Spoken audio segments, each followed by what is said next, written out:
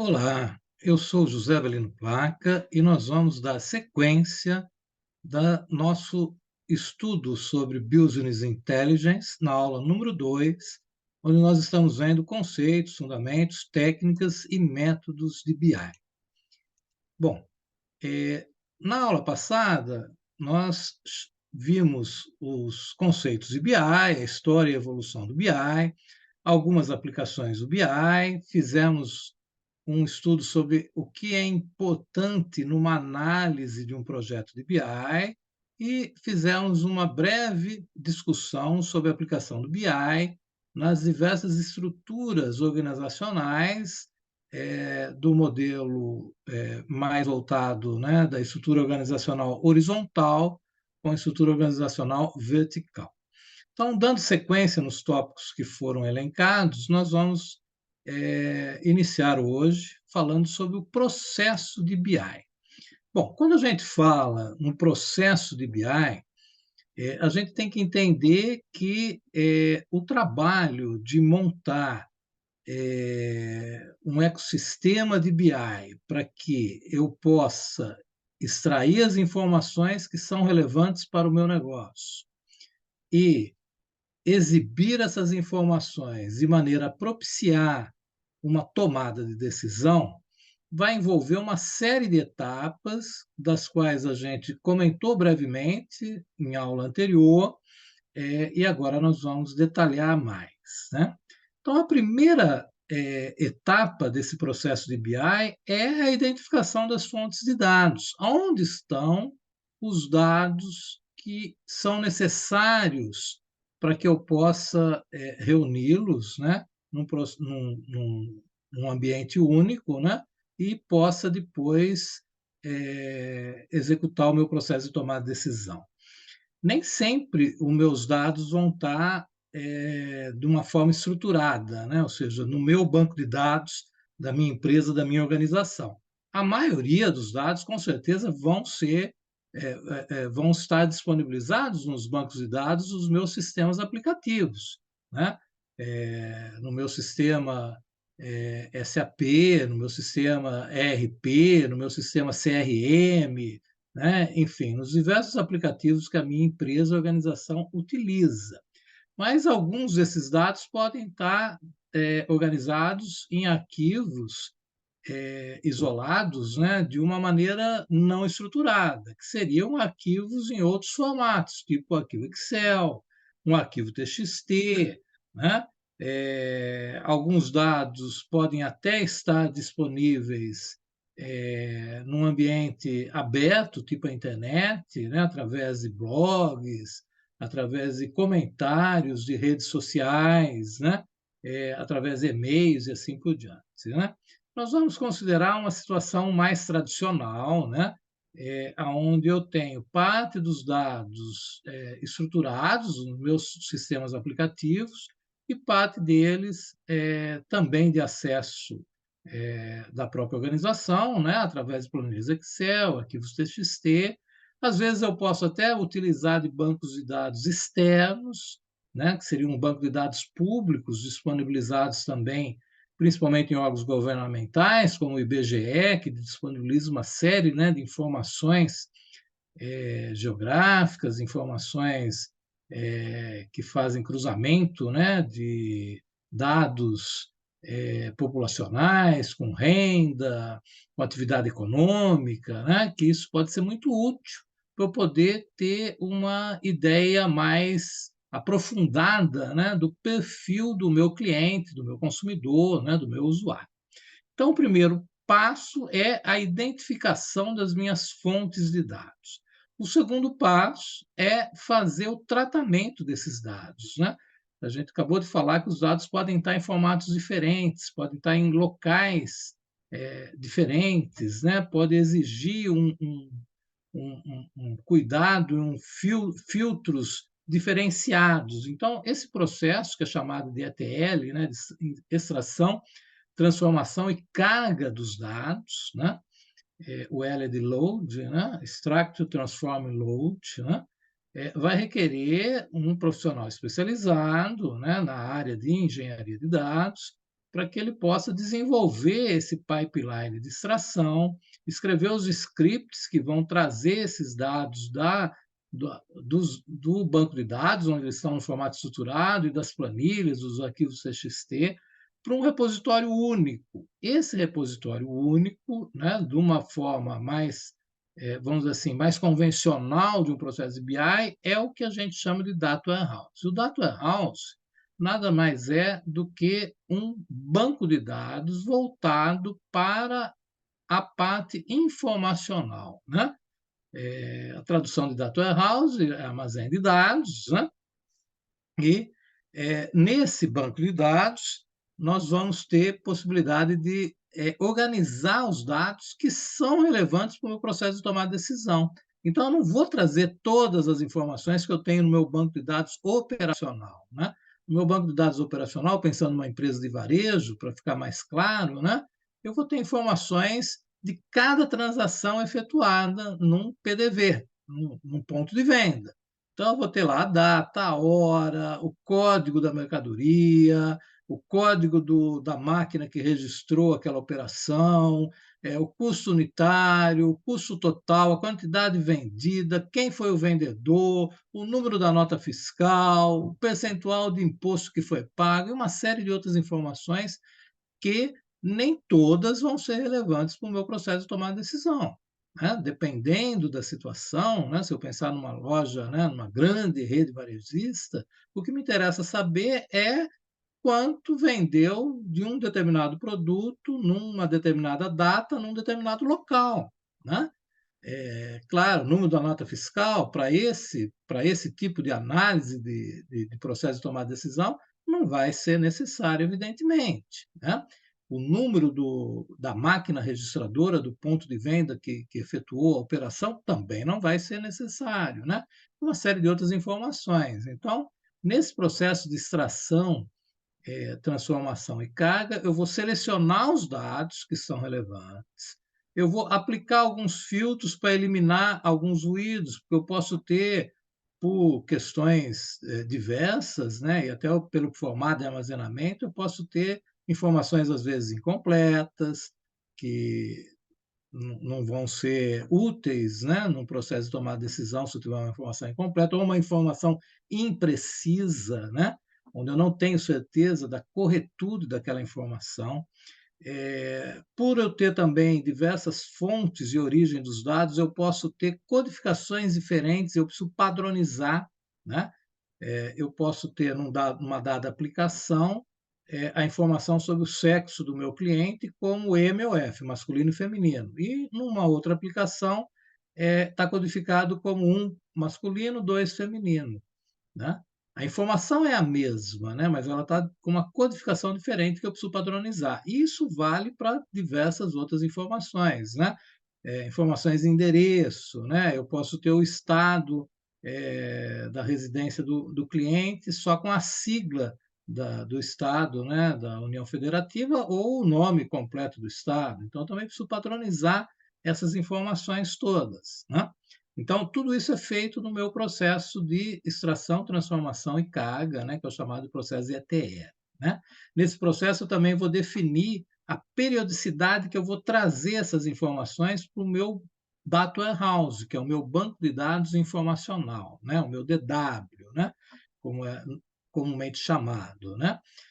Note que é um outro banco. Né? O meu banco de dados tradicional da minha aplicação, que registra as vendas, as transações, continua existindo. Né? E o meu Data Warehouse ele é alimentado, né, com essas informações, que são as informações que me interessam, já no formato, né, trabalhado, né, já no formato adequado, né, e muitas vezes não é necessário que eu faça isso instantaneamente, até por questões, né, de carga de operações, tráfego em rede, né, pode deixar o sistema mais lento, né, dependendo da infraestrutura utilizada. Então, normalmente se faz a carga do movimento de um dia no dia seguinte, ou até mesmo se acumula, né, e faz essa carga semanalmente. Isso tudo vai depender de alguns fatores, como evidentemente, né, o volume das transações que são efetuadas, a necessidade de eu ter esse dado com uma atualização, né? D-1, D-7, né? Ou seja, eu preciso da informação do dia de ontem, eu preciso só da semana passada e assim por diante, né? Na maioria das vezes, quando se está utilizando banco de dados informacionais, um data warehouse, eu não preciso ter a informação assim instantânea, né, do que aconteceu naquele momento, né? Porque muitas vezes eu estou analisando o histórico de evolução, né, daquela transação, daquele serviço, né, ao longo de um determinado período de tempo.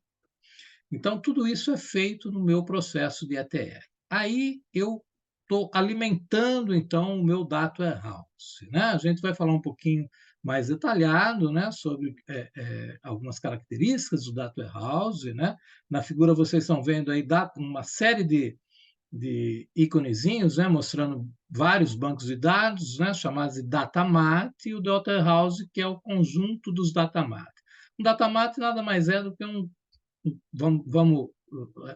podemos dizer simplificadamente, né, que é um pequeno data warehouse para um dado setor. Normalmente, né, para um data warehouse, se trabalha por setores de interesse da empresa. Então, não são os mesmos setores, vamos dizer assim, que têm todos os meus sistemas de aplicação. Se para meu processo de tomada de decisão, o que interessa é olhar vendas, olhar pedidos, né? Eu vou ter esses data warehouses específicos para cada área negocial de interesse da minha empresa. Tá? Bom, depois da construção do meu data warehouse, a gente vem para uma etapa que é a construção e a identificação dos cubos de dimensões, e a gente vai entender isso nos próximos slides, e os indicadores, né?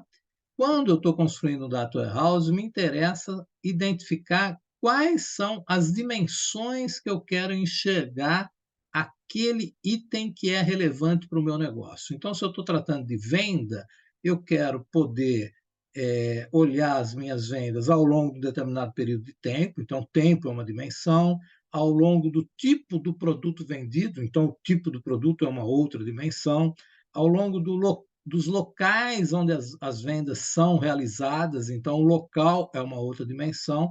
Eu posso querer olhar a venda pelo vendedor ou pela unidade, né, de venda, então aonde ela se situa também seria uma outra dimensão e assim por diante, né? Então, as dimensões são nada mais são do que atributos da ocorrência daquela transação que eu quero observar, né? A gente está dando exemplo de venda, mas isso poderia ser uma prestação de serviço também, né? Então, a definição dessas dimensões relevantes é que vai me definir os cubos, né? Que são a forma que eu vou enxergar aquela transação ao longo das diversas dimensões. A gente vai ver isso nos slides seguintes. E os indicadores são definições de indicadores que são relevantes para o meu processo de tomar decisão. Então, quantidade vendida ao longo do tempo, né?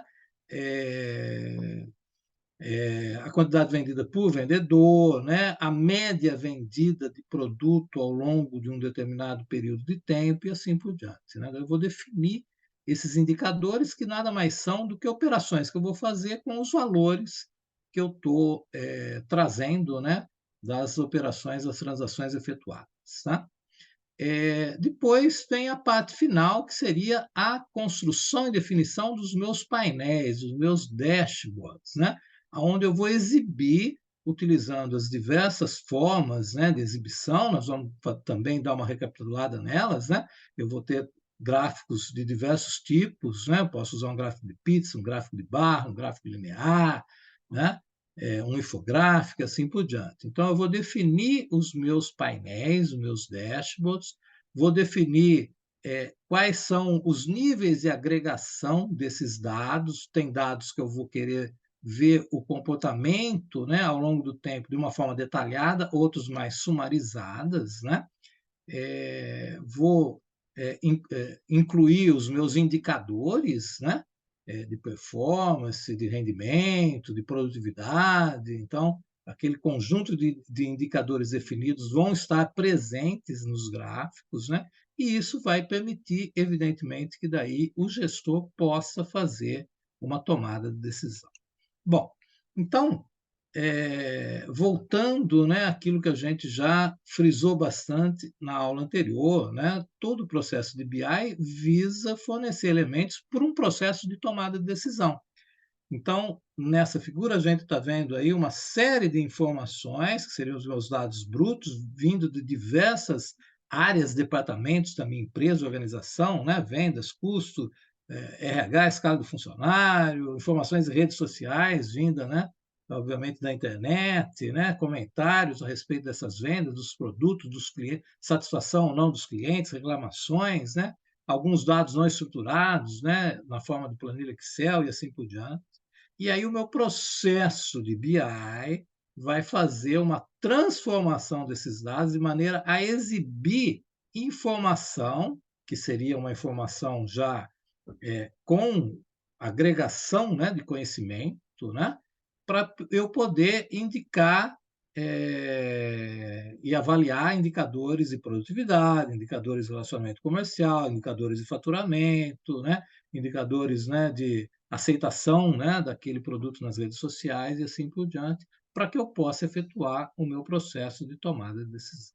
Tá? Bom, então, nesse processo de BI, né, lá na ponta, nós vamos ter como produto principal, né, vou ter relatórios, né, é, vou ter possibilidades, né, de olhar o dado, né, em formato de tabelas, né, mas o produto principal acaba sendo os meus painéis, né, os meus dashboards, que são uma variedade imensa de gráficos, né? Então, vamos dar uma recapitulada para ver qual o gráfico mais adequado para cada situação, tá? Então, se eu tenho uma necessidade, né, de informar, né, o meu objetivo é destacar uma informação, né, eu quero mostrar qual percentual, né, de clientes que avaliaram o meu produto como ótimo ou bom, né? Eu posso utilizar esses três tipos de gráficos apresentados, né? Um gráfico de setores, onde eu coloco lá, né, quem avaliou como ótimo e bom e quem avaliou como não ruim, né? Duas situações. Ou eu destaco simplesmente o número, né? Digo que 75% foram, né, de usuários que fizeram essa avaliação, ou então eu faço até um pictograma, já que eu estou falando de pessoas, né? Então eu destaco lá, de cada quatro, três estão avaliando de uma forma favorável, né? Então é uma maneira de eu destacar aquela informação. Isso é muito importante quando eu quero fazer uma rápida apresentação para que conclusões sejam tomadas, né? Então é um número que eu quero destacar, né? Hoje a nossa empresa tem 75% de avaliação positiva. Tá? Esse é o número a ser exibido e destacado. Tá? Bom, se a minha intenção é realizar comparações, né, eu já tenho já uma quantidade maior de opções. Né? Então, eu posso usar um gráfico de barras e daí eu comparo as diversas possibilidades. Né? E eu vou ver, né, para cada uma dessas situações qual é aquela que está maior, está menor. Né? Eu posso usar um gráfico de setores, né, que comumente a gente chama de gráfico de pizza. Né? A observação aqui é que a gente deve somente utilizar o gráfico de pizza quando eu tenho um número mais restrito de possibilidades. Né? Se eu tiver, sei lá, 8, 9, 10 possibilidades, o gráfico de pizza já não é adequado, porque visualmente fica mais difícil identificar uma quantidade muito grande de possibilidades. Aí fica mais adequado o gráfico de barras. Né? Mas quando eu tenho 4, 5, até 6 possibilidades diferentes, o gráfico de pizza passa a ser também uma opção, né? Visualmente fica fácil de identificar. Né? Eu posso utilizar o gráfico de barras empilhada, né? Onde para cada barra eu tenho uma variação, né, do que eu quero exibir, né? Produtos diferentes, épocas, né, distintas diferentes e assim por diante. Eu posso usar também o gráfico de nuvem de bolhas, né? E aí eu consigo destacar principalmente agrupamentos, né, dessas bolhas, de acordo com a coloração, está indicando, né, variáveis, né, grandezas diferentes. Né? Eu posso ter também, né, o tree map, né, onde eu destaco a área, né, e aí eu consigo comparar, né, para cada grandeza, qual aquela que está com maior relevância, né? Eu posso usar também a nuvem de palavras, né? E, como o nome já diz, isso é mais relevante quando eu quero destacar palavras, né? De repente eu quero destacar, né, as palavras mais recorrentes das informações, reclamações ou até mesmo elogio dos clientes, né? Então eu destaco uma nuvem de palavras e eu destaco aquelas, evidentemente, que vão estar aparecendo com uma frequência maior, tá? Bom, se o meu objetivo é exibir transformação ao longo do tempo, eu tenho o gráfico de linha, que é o mais usual, né? E ele mostra, né, uma evolução, né, crescente ou decrescente de uma determinada variável.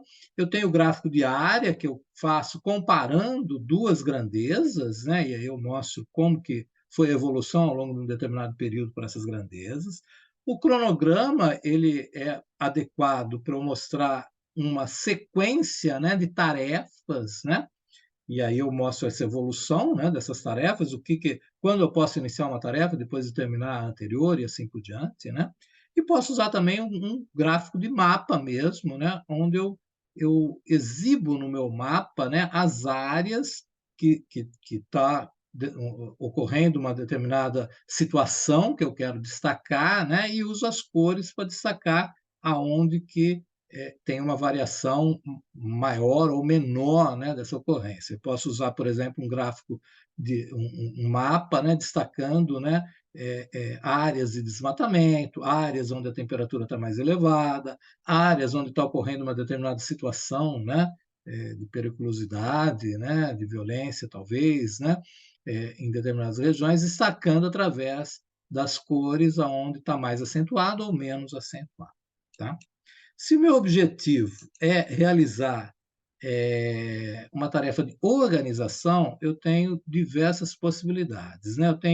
Se eu quero destacar tarefas, eu posso usar, né, o formato de uma lista, né, um checklist de tarefas. Se eu quero destacar as possibilidades de sequência de execução de uma tarefa, eu tenho um fluxograma para indicar essa sequência de execução de tarefas.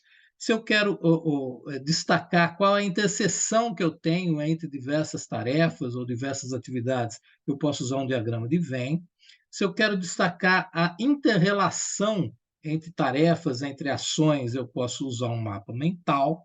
Se eu quero destacar uma ordem de prioridade de ações ou de tarefas a serem realizadas, eu posso usar um diagrama de pirâmide, ou se eu quero detalhar para cada grandeza qual é o valor dela, eu posso usar uma tabela, né? E aí eu vou ter, né, valores precisos, né, de cada informação para cada linha da minha tabela. E, finalmente, se meu objetivo é destacar relações, né, eu posso usar um gráfico de dispersão, que vai me mostrar, né, quanto que aumenta ou diminui, né, ao longo de um determinado período aquela grandeza, um histograma, né, que ele vai me indicar ao longo do período o que está ocorrendo com maior ou menor intensidade, ou um gráfico de séries múltiplas, onde eu tenho, né, mais de uma informação, né? Eu tenho a informação entre as grandezas, né, num determinado período de tempo, e a informação também do crescimento ou decréscimo, né, desse conjunto de grandezas ao longo do tempo. Tá? Então, todas essas são formas que eu tenho que escolher a forma mais adequada, né, de exibir aquela informação que eu desejo exibir. Né? Bom, aí passando para a parte de ferramentas de BI. Bom, hoje nós temos um conjunto imenso de ferramentas de BI, né? Desde as ferramentas e aplicações que são utilizadas para armazenar o meu dado bruto lá na ponta, e aí nós estamos vendo os diversos sistemas de transação, né, que as empresas e instituições utilizam, né, sistemas de relacionamento com clientes, CRM, sistemas de gestão, ERP, né, as próprias planilhas Excel e diversos outros formatos, né, vindo de redes sociais, vindo de e-mails, arquivos de áudio, arquivo de vídeo. Então, todos esses são os meus dados, né, no seu formato bruto, são as minhas fontes de dados. Aí eu tenho ferramentas para tratar essas fontes, né? E a primeira etapa que a gente viu, né, que é a etapa de ETL, né, extração, transformação e carga dos dados, né? Eu citei aí algumas ferramentas, dando destaque para algumas free, né? Mas eu tenho uma série de ferramentas também, né, pagas que também são muito boas, né? Aqui eu dou um destaque para o Pentar. O Pentar é uma ferramenta que tem uma versão free, com algumas limitações, mas ele atende muito bem essa etapa, né, de construir o pipeline para a extração de dados, seja de qual formato for. Tá? Depois eu tenho a parte do Data Warehouse. Lembrando que o Data Warehouse nada mais é do que um banco de dados, né? Só que um banco de dados com algumas características especiais, né? E construído para o meu objetivo de processo de tomada de decisão. Então, para o Data Warehouse, a gente tem alguns bancos de dados e ferramentas e frameworks, né? Free, como os que estão listados aí, mas eu posso usar também, né, os bancos de dados mais tradicionais, como o MySQL, ou bancos, né, pagos, como o SQL Server, o Oracle, né? São bancos também que atendem bem, né? Inclusive, a Oracle tem os pacotes específicos para Data Warehouse, que já incorporam uma série de funções específicas para um Data Warehouse. Tá? Depois, eu tenho a parte, né, da análise de BI, né, que é a parte, né, onde eu vou usar ferramentas para organizar esses dados, incorporar informações que vão ser úteis para a minha análise, né? Então, incorporar indicadores, né? Aí eu tenho esse conjunto de ferramentas que são free, que estão listadas aí, destaque para o Spark, né? Que é uma ferramenta bastante utilizada. E, finalmente, eu tenho a parte de reporting e visualização, né? Ou seja, a parte de geração de relatórios e painéis, né? Onde eu posso usar diversas ferramentas também, né? Destaque para o Tableau e para o Power BI. O Power BI também é um produto, né, da Microsoft, mas eu tenho possibilidade de, com algumas limitações, ter utilização dele free, né, e outras, né, com uma gama maior, né, de utilizações já pagas. Né? Então, ficamos por aqui na aula de hoje, né? A gente viu o processo de BI, né? A gente está vendo que ele envolve uma série de etapas, se utiliza de uma série de ferramentas, envolve uma série de profissionais para que eu possa, lá na ponta, né, ter possibilidade de disponibilizar para o gestor, né, os meus reportes, meus relatórios, para que ele possa efetuar o processo de tomada de decisão. Né? E o processo de BI, né, ele é dinâmico, né? Porque os dados toda hora estão sendo renovados. Então, eu preciso ter essa pipeline, eu preciso ter essa sequência, né, de ações sendo efetuadas constantemente. Atualização, né, do meu data warehouse, né, os meus processos, né, de extração, de transformação de dados para alimentar o data warehouse, a minha geração dos painéis, tudo isso tem que ser, obviamente, mantido, né? Então, o meu processo de BI, na verdade, ele não para nunca, inclusive, ele vai incorporando, né, novos dados que venham a surgir e assim por diante. Tá? Então, ficamos por aqui na aula de hoje. Na aula seguinte, a gente vai ver os tópicos restantes, né, do programa, né, de conceitos, métodos e ferramentas de BI, para que a gente possa finalizar esse módulo. Até a próxima aula.